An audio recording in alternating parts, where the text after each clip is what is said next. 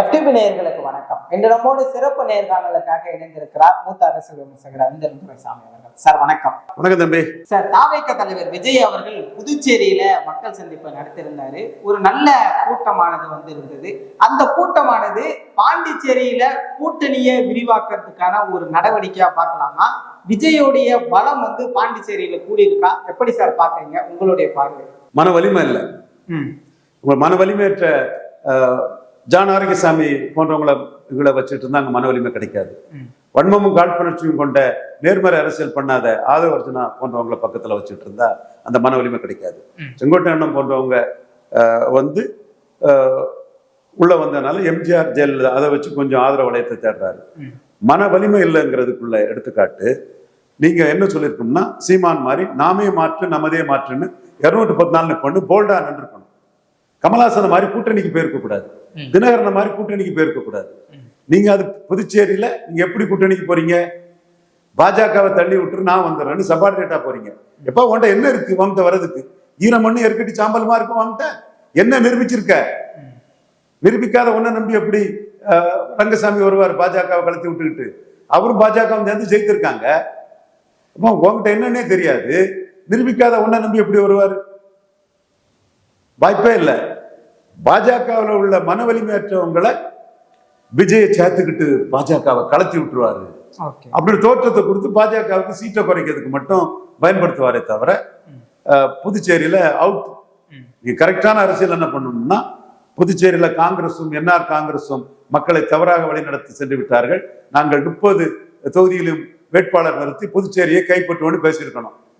Charles Martin, அந்த மார்டினுக்கு சன்னு, அவர் பேசுறாருல, நான் மாற்றுங்கிற மாதிரி வராருல, கட்சி நிரூபிச்சு அந்த மாதிரி வந்திருக்கணும். நீங்க பாஜகவை தள்ளிருங்க, நாங்க என்ன சேர்த்துடுங்கன்னு. பாஜக வெற்றி பெற்ற கூட்டணி கட்சி, அதை சேர்த்துட்டு என்னன்னே தெரியாது உங்களுக்கு. உங்க பலம் என்னன்னே தெரியாது. அப்ப உங்களை எப்படி ரங்கசாமி சேர்ப்பாரு? இதுதான் கதை. அப்ப பாண்டிச்சேரியில நீங்க அவுட்டு. என்ன சொல்லியிருக்கோம்னா, மன வலிமையோட ஆட்சி அமைப்போம், நான் தான் முதல்வர், ரங்கசாமி ஆட்சி சரியில்லை, காங்கிரஸும் மீண்டும் சரியில்லை, நான் தான் வருவேன்னு சொல்லியிருக்கணும். அப்படி சொல்றதுக்கு உங்களுக்கு மன வலிமை இல்லை. அப்போ நீங்க கமலஹாசன் பாணியில உங்க இது சரத்குமாருக்கு 40 சீட்டு, அதான் கமலஹாசனாவது சரத்குமார் 40 சீட்டு தமிழ்நாட்டுக்குள்ள அவரு சிஎம்னு கொடுத்தாரு. நீங்க ரங்கசாமியை சிஎம்னு சொல்லிட்டு பலன் நிரூபிக்காமலே போய் நிற்கிறீங்க.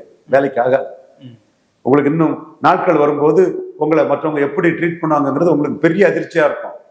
ஆதவ அர்ஜுனா முகத்துல கரி பூசப்படும், ஜான் ஆரோக்கியசாமி முகத்துல கரி பூசப்படும். ஜான் ஆரோக்கியசாமி பணத்தை வாங்கிட்டு போயிடுவார், பிரச்சனை இல்லை அவருக்கு. அவருக்கு பெரிய தோல்வியா முடியும் இது. ஏன்னா உங்க வியூகம் தவறு. இப்ப தமிழ்நாட்டில நீங்க கப்சாக்களை போட்டீங்க. இப்ப காங்கிரஸ் விஜய் மேட்டர் எப்படி இருக்கு? அமைதியா நியாயமா பாருங்க. இன்னைக்கு பிரவீன்குமார் அவர் நான் கூட்டணி திமுக காங்கிரஸ் தான்ட்டாரு. வேணுகோபால் திமுக காங்கிரஸ் தான் சொல்லிட்டாரா இல்லையா? அவங்க கூட்டணி பேசுறதே ஸ்டாலின் பேசுறது தான், ஒரு குழு போட்டது. சிதம்பரம் தேவையில்லாத இதெல்லாம் வதந்திகளும் முற்றுப்புள்ளிங்கிறார். எல்லாத்துக்கும் மேல அனுபவ முதிர்ச்சி கொண்ட களத்துல இருந்து வந்த பிராக்டிக்கல் பொலிட்டிஷியன் திருநாவுக்கரசு அடிதான். துண்டக்கானும் துணியக்கானு ஜோதிமணி ஓடிட்டாங்க, மாணிக்தாவர் ஓடிட்டாங்க. கேள்வி கேட்கிறார் அவர். பல நிரூபிக்காத சிவாஜி, பல நிரூபிக்காத வடிவேலு, பல நிரூபிக்காத ராதிகா, பல நிரூபிக்காத ராஜேந்தர், பல நிரூபிக்காத பாக்கியராஜ், இவங்கெல்லாம் ஓட்டை எங்க நிரூபிச்சாங்க? பல நிரூபிக்காத ஒருத்தரால ஓட்டை டிரான்ஸ்பர் பண்ண முடியாதுன்னு அடிச்சு தூக்கி வீசிட்டாரு விஜய். எல்லாரையும் பைத்தியக்காரனாட்ட ஏமாத்திர முடியும் நடிச்சிங்களாப்பா? திருநாக்கரசன் உங்க அத்தனை பேரையும் ஊதி பறக்க விட்ட பலூன்ல விஜய் பல நிரூபிக்காதவர். இவங்கெல்லாம் ஓட்டை டிரான்ஸ்பர் பண்ண முடியாது, விஜய்க்கும் ஓட்டர் டிரான்ஸ்பரிங் கெப்பாசிட்டி இல்லைன்னு அடிச்சு தூக்கி போட்டுட்டு போயிட்டாரு. இது சரியான வார்த்தை. இன்னொன்னு சொல்றேன், மதுரை மேட்டர். விஜய்க்கு சீமான மாதிரி ஒரு துணிச்சலும் முதுகெலும்பும் இல்லை. சீமான் ஒரு கருத்தை சொல்றாரு, எனக்கு ஏற்புடைய கருத்து அல்ல. சீமான் கருத்து எனக்கு ஏற்புடைய கருத்து இல்லை. பட் துணிவா ஒருத்தன் ஃபார்ச்சூன் ஃபேவர்ஸ் தி பிரேவ்னு கருத்தை சொல்றான். உனக்கு துணிச்சல் இல்லாம கருத்தே சொல்ல முடியாம கோலத்தனமா ஒதுங்கிட்டேன். அந்த விஷயத்துல ஒரு நீதியரசருக்கு எதிராக இம்பீச்மெண்ட்டுக்கு பிரியங்கா காந்தி முன்ன நிற்கிறாங்க. அப்போ ஸ்டாலினுக்காக பிரியங்கா காந்தி அங்க நிற்கிறாங்க. அந்த இடத்துக்குள்ள மம்தா பானர்ஜி தரப்பு விரும்பல. மம்தா பானர்ஜி தரப்பு அதை விரும்பல. அகிலேஷ் யாதவும் பிரியங்கா காந்தியும் இருக்கிறாங்க. அப்ப பிரியங்கா காந்தி இங்க மாநில எலெக்ஷன் வருது, இந்தியா கூட்டணியில ஸ்டாலின் இருக்கிறாரு, அவர் ஜெயிக்கிறதுக்கு நாம நிக்கிறாங்க. அப்ப இதுலயே காங்கிரஸை வச்சு பொய்யா தினமலர்ல புழுகு மூட்டையா எழுதுனதெல்லாம் பொய்யினாச்சா?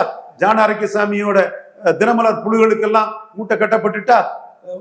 இது எல்லாம் புழுகுதான், எல்லாம் பிராண்டிங் புழுகள் தான். உண்மை என்ன நடக்குது? நாங்க சொன்னது சரியாயிட்டா?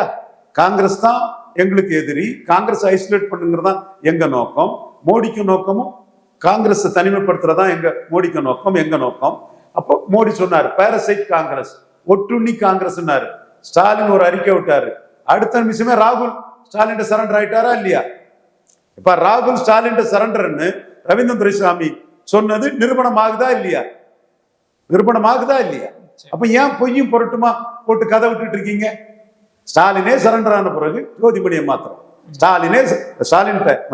ஸ்டாலின் ராகுலே சரண்டர் ஆன பிறகு ஜோதிமணி என்ன மாத்திரம், ராகுலே சரண்டர் ஆன பிறகு மாணிக் தாகூர் ஏமாத்திரம். அப்ப தெளிவா திருநாவுக்கரசர் அந்த இடத்துக்குள்ள ஸ்கோர் பண்ணிட்டாரு. பல நிரூபிக்க ஒருத்தரால ஓட்டை தன் கையில வராத ஓட்டை டிரான்ஸ்பர் பண்ண முடியாதுன்னு அடிச்சு தூக்கிட்டாரு. தெளிவா அடிச்சுட்டாரு. எல்லா காங்கிரஸ் ஜாலரா கோஷ்டிகளையும் அடிச்சு தூக்கி வீசிட்டாரு எஸ் திருநாவுக்கரசர். மொத்த அடி ஜோதிமணிக்கு, 2வது அடி மாணிக் தாகூருக்கு, அப்புறம் 3வது அடி அந்த பிரவீன் சக்கரவர்த்திக்கு. எல்லாம் பேச்சு மூச்சு இல்லாம ராகுலே சரண்டர் ஆன பிறகு இவங்க என்ன பேசுறது? இன்னும் இந்த பொய்களை தான் சொல்லுவீங்க. ஆனா நாங்க தெளிவா இருக்கிறோம். எங்களுக்கு காங்கிரஸ் இன்க்ளூசிவ் அலைன்ஸ் சொல்லக்கூடிய ஸ்டாலின் தான் இது. மோடிக்கும் அப்படித்தான், ஆர்டி டீமுக்கும் அப்படித்தான். அது இன்னைக்கு நிரூபணம் ஆகுது. ஐசோலேட் காங்கிரஸ் தான் மோடிக்கு all India policy. Isolate Congress தான் மோடிக்கு ஆல் இந்தியா பாலிசி. இந்த புள்ளிக்குள்ளதான் 29ல மோடிய எடப்பாடி டிச் பண்ணுவாரு. எடப்பாடி கிடைக்கக்கூடிய ஓட்டும் அடுத்து விஜய்க்கு கிடைக்கக்கூடிய ஓட்டும் சேர்ந்தா, ரெண்டும் சேர்ந்தா ஒரு 30 விழுக்காடு வந்துரும்னா 29ல எடப்பாடி விஜயை கூட்டுக்கிட்டு காங்கிரஸுக்கு 20 சீட்டு ஆஃபர் பண்ணுவார். சோ இதை எப்படி 29ல மோடிய எடப்பாடி டிச் பண்ணாம எப்படி காப்பாத்துங்கிற வீகத்தை தான் நாங்க எடுக்கிறோம். 21ல ஜெயித்தோம். 21ல நாங்க திரும்ப சொல்றேன், உண்மையை சொல்றேன். சத்ரியன் குருமூர்த்தி, எமர்ஜென்சி ஹீரோ சுப்பிரமணிய சாமி, இல்ல கணேசன் சி, ஹச் ராஜா, எங்க பங்காளி பொன்னார், இவங்களெல்லாம் மீறி நாங்க சொல்லி ஜெயித்தோம், டிக்ளேர் பண்ணி ஜெயித்தோம். இதுதான் பிரியனுக்கும் சுமன் ஸ்ரீராமன்களுக்கும் தாங்க முடியல. வயிறு எரியுது, பொறாமையில புழுங்குறாங்க, பாண்டையும் பொறாமையில புழுங்குறாங்க. ராஜகோபாலன் பெரிய மனுஷன் டெல்லி ராஜகோபாலன் எப்படிப்பா ஜெயித்தா உன்னை பாராட்டுறேன்னு சொன்னாரு. ஐயா உங்க ஆசீர்வாதம் எனக்கு வேண்டுமையான்னு கும்பிட்டு அவர்கிட்ட ஆசீர்வாதத்தை வாங்கினேன். அவர்களும் பிராமண சமுதாயம் தான். இந்த சுமன் ஸ்ரீராமன் மற்றும் பிரியன், ரங்கராஜ் பாண்டே போன்றவர்கள் புழுங்கி சாகக்கூடிய இவர்களும் பிராமண சமுதாயம் தான். அவர் எவ்வளவு நேர்மையா என்னோட வெற்றியை பாராட்டதுக்கு ஐயா ராஜகோபாலனுக்கு பெருந்தன்மை இருக்குது. தம்பி நாகராஜ் அவனும் பிராமண பையன் தான். சொன்னா அவர் பாராட்டினார். ஐயா உங்க ஆசீர்வாதம் எனக்கு வேண்டியா, உங்களை போன்ற பெரியவங்க ஆசீர்வாதத்துலதான் இந்த மாதிரி சண்டைகள்லாம் நான் ஜெயிக்க முடியும்னு என்னோட கருத்தை சொன்னேன். இப்ப அதே ஐசோலேட் காங்கிரஸ் தான் மோடிஜிக்கு வீகம்ங்கிறத சத்ரியன் குருமூர்த்தி தெளிவா புரிஞ்சுக்கிட்டாரு. சோ நம்ம கருத்தை பிரதமர் மோடி எடுத்து வைக்கிறாரு. மோடியும் 29ல பாஜகவை எடப்பாடி டிச் பண்ணிடக்கூடாதுங்கிற லெவல்ல தான் பண்றாரு. அவருக்கும் இந்த விஷயங்களை நுணுக்கமா பண்ணி இறுதியில் அவர் தலையிடுவார். அந்த லெவல்ல தான் அது போயிட்டு இருக்குது. இப்ப காங்கிரஸ ஐசோலேட் பண்ணுங்கிறதுல ஸ்டாலின் கிட்ட ராகுல் காந்தி சரண்டர் ஆயிட்டாரு. இதுல ஸ்டாலின் ஸ்ட்ரெங்தன் ஆயிருக்கிறார். எஸ், ஸ்டாலின் ஸ்ட்ரெங்தன் ஆயிருக்காரு. அது ஸ்ட்ரெங்தன் ஆனதுக்கு காரணம் தாமர்தாஸ் நரேந்திர மோடி.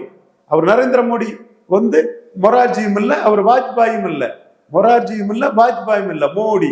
அவருக்கு என்ன அரசியல் செய்யணும்னு தெரியும். சோ இந்த இடத்துக்குள்ள தெளிவா தினமலர் கப்சாக்கள், ஜான் ஆரோக்கியசாமி, ஆதவர்ஜுனா ரெட்டி கப்சாக்கள், இன்னும் பலரின் கப்சாக்கள்லாம் இங்க பொய் மாய்மாலம் உண்மை இல்லைன்னு உறுதிப்படுத்தி இருக்குது. இதுல விஜயோட அரசியல்ங்கிறது சந்தர்ப்பவாத சுயநல பச்சோந்தி அரசியல். சந்தர்ப்பவாத அரசியல், சுயநல அரசியல், பச்சோந்தி அரசியல். நாம் தமிழர் சீமான் சொல்ற மாதிரி ரஜினிகாந்தும், சூப்பர் ஸ்டார் ரஜினிகாந்தும், அல்டிமேட் ஸ்டார் அஜித் குமாரும் தங்களோட பாப்புலாரிட்டியை வியாபாரமாக்க விரும்பல. விஜய் பாப்புலாரிட்டியை பல நிரூபிக்காமலே வியாபாரமாக்க வந்திருக்கிறார். ஏதாவது ஒரு இடத்துல வியாபாரமாக்க வந்திருக்கிறாரு. இப்போ அவருக்கு கடைசியா கிடைச்சிருக்க ஆயுதம் செங்கோட்டையன் ஒரு பிளஸ் தான். நாஞ்சில் சம்பத் பிளஸ் தான், முத்துகிருஷ்ணன் பிளஸ் தான். ஏன்னா கேண்டிடேட்டே இல்லாதவருக்கு முத்துகிருஷ்ணன் ஒரு கேண்டிடேட்டா நின்னாருன்னா அவருக்கு பிளஸ் தானே. கொங்குல கேண்டிடேட் இல்லாதவருக்கு 30 கேண்டிடேட்டை செங்கோட்டையன் கொண்டு வந்தா பிளஸ் தானே. கொள்கை பரப்பு கூட்டமே போட முடியாதவருக்கு நாஞ்சில் சம்பத் வந்து 4 கூட்டம் போட்டா பிளஸ் தானே. 1000 கூட்டம்னாங்க. நான் ஆதாரத்தோட தான் கேட்பேன், நடந்த விஷயத்துல தான் கேட்பேன். ப்ரெடிக்ட் பண்ணது யார் வேணாலும் என்ன வேணாலும் ப்ரெடிக்ட் பண்ணலாம். நான் நடந்த விஷயத்துல நீ போய் சொல்லி இருக்கிற, மோசடி பண்ணி இருக்கிற. 1000 கூட்டம், நான் எத்தனை கூட்டம் போட்டிருக்க? நாஞ்சில் சம்பத் வந்துட்டாரு, என்ன கூட்டம் போட்டா நான் எண்ணி சொல்றேன் எத்தனை கூட்டம் போட்டிருக்கேன், எங்க நடந்திருக்குங்கிறத நான் வந்து உண்மையை ஒத்துக்குவேன். சோ காங்கிரஸ் விவகாரம் மோடி அடிச்ச அடியில அது எங்கேயோ யாரோ அடிச்சதுல ஜான ஆரோக்கியசாமி, ஆதவ அர்ஜுனா, தினமலர் கும்பலோட கட்டுக்கதைகள், பொய் செய்திகள் பனால் ஆயிட்டு அடிச்சு தவிர்க்கப்பட்டிருக்குது. இதுதான் 100% உண்மை. இந்த பொய் செய்திகளை, கட்டுக்கதைகளை, கப்சாக்களை, புருடாக்களை தொடர்ந்து முகத்திரையை கிழிப்போம். நாளைக்கு நீ என்ன வேணாலும் ப்ரெடிக்ட் பண்ணிக்க, அது 2026 எலெக்ஷன் ரிப்போர்ட்ல பாத்துக்க. நடந்த விஷயத்தை யாரும் மாத்தி மறிச்சு எதுவும் பண்ண முடியாது. விஜய் எம்ஜிஆர் ஜெயலலிதாவை முன்னெடுக்கிறதுக்கு பாராட்டுக்கள். எடப்பாடி பழனிசாமி பலகீனப்படுத்தும் ஒரு வீகத்தை எடுப்பதற்கு பாராட்டுக்கள்.